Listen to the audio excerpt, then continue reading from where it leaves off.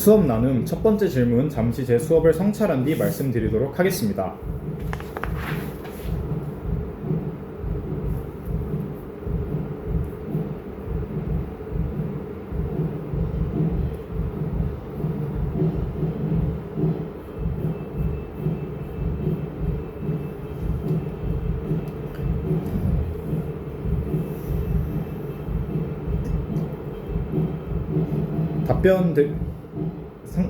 성찰 첫 번째 질문 답변 드리도록 하겠습니다.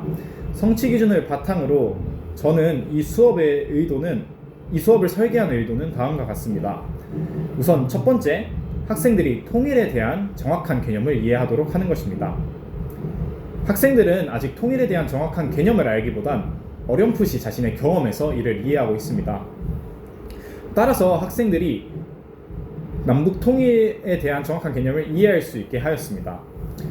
두 번째, 통일을 위한 다양한 노력을 알게 하는 것입니다. 성취 기준에는 남북 통일을 위한 노력을 살펴보고 지구촌 평화에 기여하는 통일한국의 미래상을 그려보도록 하였습니다. 이를 바탕으로 저는 학생들이 영상에서 다양한 통일을 위한 노력들을 이해할 수 있게 하였고, 또한 이런 노력을 통하여서 통일이 된 미래 통일한국의 모습을 상상하게 하였습니다. 또한 토론을 바탕으로 실제적으로 미래 한국이 통일이 되었을 때 어떠한 모습을 가지게 될지 그들 안에서 여러 가지 의견이 오갔을 것입니다. 이런 다양한 의견들 중에서 자신이 설득되는 의견을 스스로 선택하여 통일한국의 미래를 상상하도록 하였습니다. 두 번째, 저는 절차와 규칙을 지키는 토론을 실시하였습니다. 학생들은 활동 3, 토론하자에서 절차와 규칙을 지키며 토론을 실시하였습니다. 특히 토론 규칙 근순을 지키면서 학생들이 순서와 근거를 댈 수 있는 토론을 진행하였습니다. 이를 통해 성취 기준을 달성하고자 노력하였습니다. 마지막으로 학생들이 다양한 토론의 방법 가운데 전쟁은 통일의 하나의 수단이 되지 않는다는 것을 이야기하도록 하였습니다. 첫 번째 활동인 알아보자 통일에서 학생들이 어떤 통일 방법이 있을지 나누었습니다. 이때 한 학생이 전쟁을 이야기했고 한 학생은 소통과 협력을 이야기했습니다. 이때 다양한 학생들이 소통과 협력이 자신이 상상하기에 더 좋은 그리고 더 나은 방안이라는 것을 공감의 엄지를 통하여서 스스로 나누게 하였습니다. 수업 성찰 두 번째 질문, 잠시 제 생각을 정리한 뒤 말씀드리도록 하겠습니다.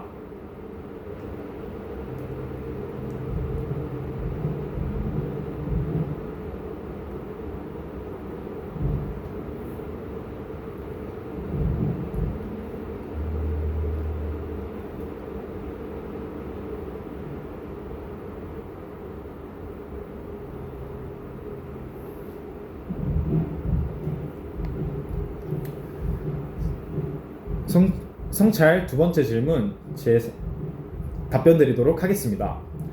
협력적 소통 역량이란 다른 사람의 의견을 존중하고 경청하며 자신의 의견을 주장하여 함께 공동으로 문제를 해결하고자 나가는 역량을 의미합니다. 따라서 이는 미래 사회에 매우 중요합니다. 왜냐하면 미래 사회에서는 혼자만이 문제를 해결하는 것이 아닌 다양한 사람들과 함께 협력적으로 문제를 해결해야 되는 역량이 중요해지기 때문입니다. 이는 복잡해지는 사회와 연결이 되어 있는데요. 사회의 다양한 문제들이 복잡하게 구성되어 있기 때문에 현재 가지고 있는 혼자만의 능력으로는 해결하기가 매우 어렵습니다. 따라서 다른 사람들과 소통하고 의견을 나누며 문제를 협력적으로 해결하고자 노력해야 합니다. 따라서 학생들에게 협력적 소통 역량을 길러주기 위하여 교사는 세 가지 노력을 진행하여야 됩니다.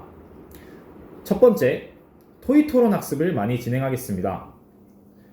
학생들은 토의 토론 활동을 통하여서 다른 사람의 의견은 무엇인지 이해할 수 있고 들을 수 있다는 장점이 있습니다.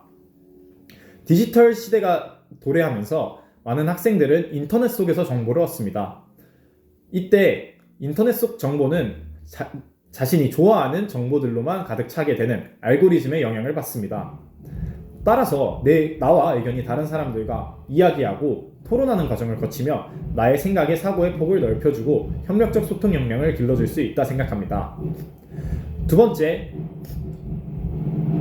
대답을 두려워하지 않는 학급 분위기를 만드는 것입니다. 학생들이 자신의 의견을 이야기하지 못하는 학급은 결국엔 소통할 수 없는 학급과 같다고 생각합니다. 따라서 학급 분위기를 편하고 유연하게 만들어서 다양한 학생들이 다양한 자신의 의견들을 이야기할 수 있는 분위기를 만들어야 합니다. 마지막으로 협력적 소통 역량 신장을 위해 교사는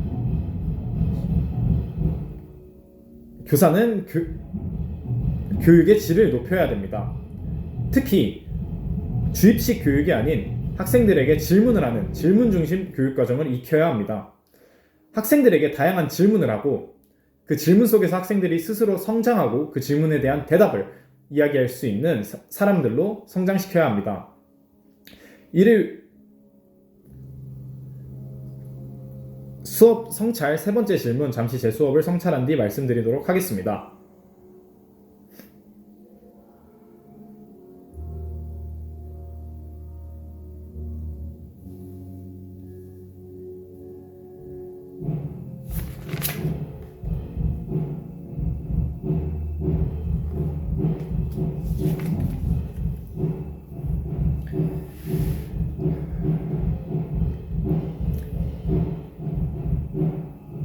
성찰 세 번째 질문 답변 드리도록 하겠습니다.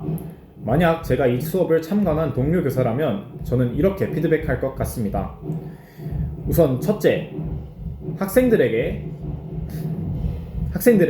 자신이 원하는 입장을 선택해서 그 입장에 대해 토론을 계속 진행할 수 있게 도와주는 것이 더 좋지 않겠느냐라고 이야기하고 싶습니다. 저의 활동 3. 토론하자에서는 학생들은 자신이 원하는 입장을 선택하는 것이 아닌 카드를 뽑아서 자신이 입장을 선택하게 됩니다. 따라서 학생들은 자신이 원하지 않는 입장에 결렸을 때 진정성이 없게 토론을 할 수 있게 된다는 한계가 있습니다. 따라서 제가 이 수업을 참관한 교사라면 학생들이 자신의 입장에 진정성을 가지고 적극적으로 참여할 수 있게 하기 위해 스스로 입장을 결정해서 그 입장을 고수하는 쪽으로 나아갈 수 있을 것이라 생각합니다. 두 번째로, 학생들에게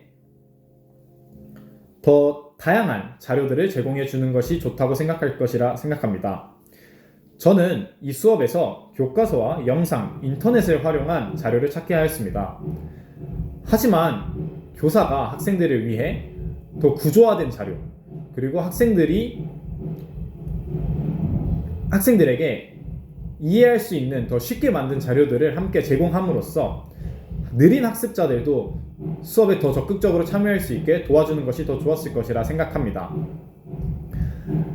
느린 학습자들은 스스로 정보를 찾고 다양한 정보를 해석하는데 더 많은 시간이 걸립니다.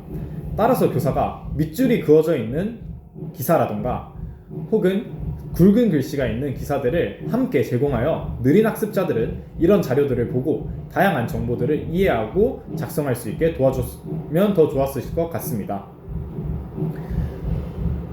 경기도는 변화를 이끌며 학생들에게 공평한 기회를 제공하고 학생들이 도전을 추구하도록 만듭니다.